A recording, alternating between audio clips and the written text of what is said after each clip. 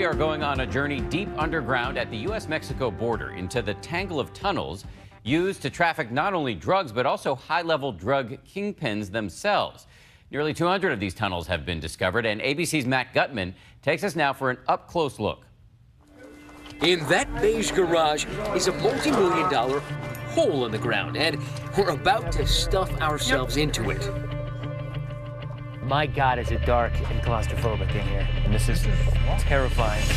We are the only news team ever to go down that hole. So that's the spike that my head nearly just went through. Crab walking our way down a giant former drug smuggling tunnel between the U.S. and Mexico. One of the ways that tens of billions of dollars of drugs are trafficked into the U.S. every year. Over the years, U.S. and Mexican authorities have found and destroyed over 180 tunnels along this border. The question, they say, isn't whether there are more tunnels, but how many and where. Much of what's funneled beneath is the product of Mexico's Sinaloa cartel, headed by Joaquin El Chapo Guzman, busted out of the Altiplano prison near Mexico City earlier this year by having his comrades brazenly tunnel right into his prison cell.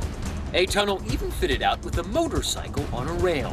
Notorious not only for his narrow escapes and prison breaks, but for the elaborate cross-border tunnels his cartel has engineered. Some, like this tunnel discovered last year near San Diego, are thousands of feet long. The job of finding them goes to the human moles of the Customs and Border Protection tunnel team.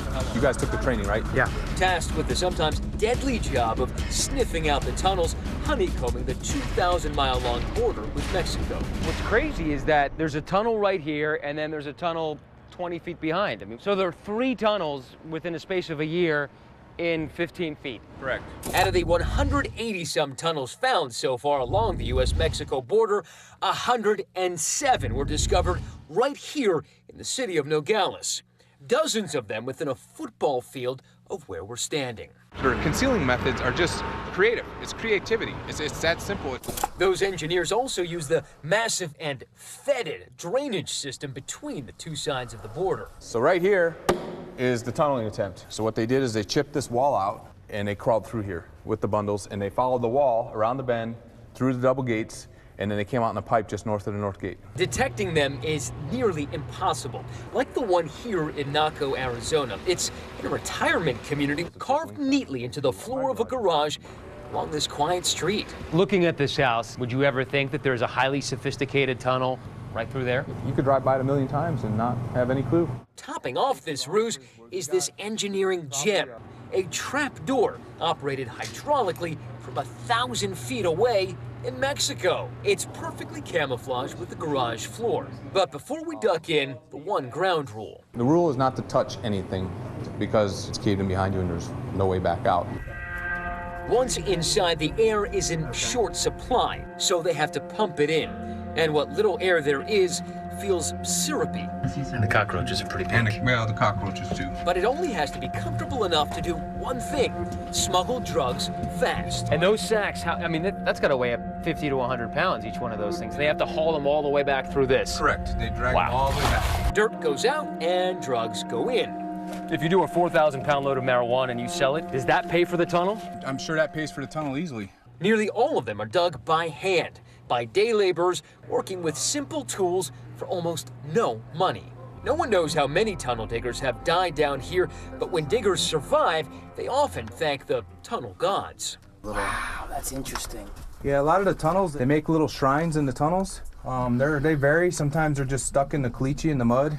And our nearly hour inside the tunnel, there's some fear it could cave in. You can see the plywood ceiling on here is all just rotted away. It just caved in. Okay, so right now, just walk right here. You just walk gently through here. You don't want to touch the walls or anything. We see artifacts and what passes for entertainment. Tunnel porn? Finally, we reach the end of the tunnel. If we go right to the end there, we would be under the fence. The tunnel had been filled in on the Mexican side. We'd hoped to get to see it, but we're told that the Mexican government was too busy to see us. He made a mistake, and that the Attorney General's office couldn't give us permission to film outside of the house, and no one from the institution could go with you tomorrow. Turns out our agents were in hot pursuit of El Chapo, and we'd have to fend for ourselves. But that morning, we got a call. they're willing to help us out. Okay. So the officer of one of the prosecutors there is going to meet us. Okay. When we get there. Our convoy rolls up to a gated house. It's locked. And someone scampers off to find a key, which, in this case, turns out to be bolt cutters. Inside, the house is a mess, a labyrinth of sodden clothes and leftover food. Still the hot sauce on the table, the tortillas as well. Maybe what's most amazing about this tunnel is that a family used to live in that house. There are children's toys and clothes, and yet in the backyard here, there was a massive piece of construction going on. That hole goes down about 25 feet. It's lined with concrete and cinder blocks. And in order to dig that tunnel, 900 feet in that direction, they had to remove hundreds of tons of dirt, and yet the neighbors say they saw nothing and heard nothing. I asked the Mexican officer with us who built it. ¿Y hay cartel? Sinaloa, quizás? El Chapo? He said he doesn't know. It was abandoned when they got there. Right at the end of this street, just 4 blocks that way, is the U.S.-Mexico border. That right there is the border fence, which means that that tunnel was dug right underneath the noses of both U.S. and Mexican authorities. Following the line of the tunnel above ground, Supervisory Border Patrol Agent Tom Pittman admits that's probably true. Customs and Border Protection has robots they insert in the tunnels. This is one of those robots viewed inside a drainage pipe used to smuggle drugs. But because of the tools and debris so often left in these tunnels, the robots often snag and get stuck. They tell us there's no technological solution on the horizon either. What they know is that when they find a tunnel, they know they have an exit point, and there's only one way to find out its entry. So basically, the technology that exists today is the same that existed 50 years ago when dealing with these tunnels. One of us who can fit would go in there, typically without anything on, just a pistol and a flashlight. And hope he doesn't find someone else in there. For Nightline, I'm Matt Gutman in Naco, Mexico.